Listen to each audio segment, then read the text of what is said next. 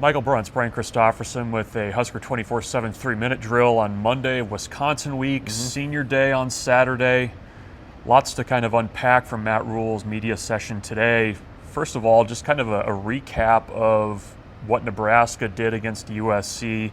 Matt Rhule had some thoughts both offensively, how they did with Dana Holgorsen in his first go-around as offensive coordinator, and maybe some areas where defense they needed to be better.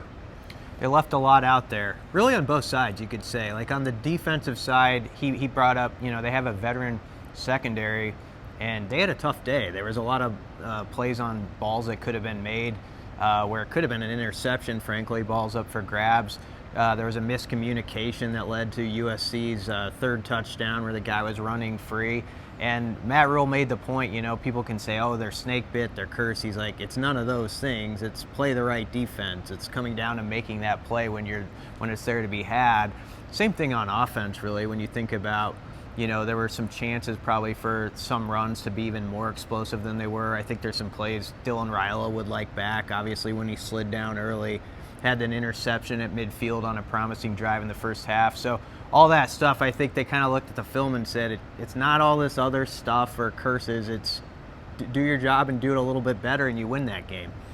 And going into this week against Wisconsin, it's going to be a little bit tougher to do their jobs.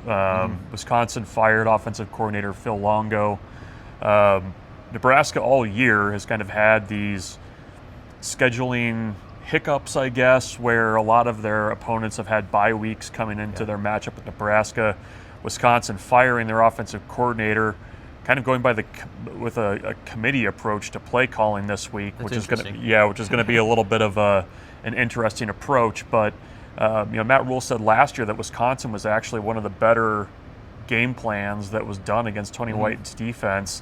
So they're going to have to kind of be able to adapt to what they see on Saturday against the Badgers, and not really knowing kind of what the play calling approach is going to be. That's going to be a challenge for Nebraska. And aside from just chasing a sixth win and that bowl eligibility, Nebraska's also going to go through senior day with 29 or 30 seniors and some guys who have already said they're going to come back. Yeah, Matt Rhule called it one of the biggest coaching weeks of his career, and he wasn't talking about just getting bowl eligible or any of that stuff.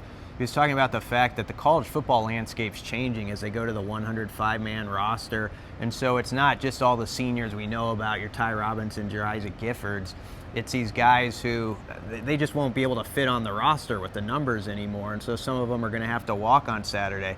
So I think there's going to be some added emotion. Some news did kind of come with that because he said Jamari Butler and Marquise Buford were two Huskers who want to come back next year. And he was making the point, obviously that's good, but that's two spots that some other guys can't have. So they're going through a lot of conversations right now with guys trying to be transparent about what their future in the program is because of the legislation that's been put forth with their rosters. It is really beyond their control.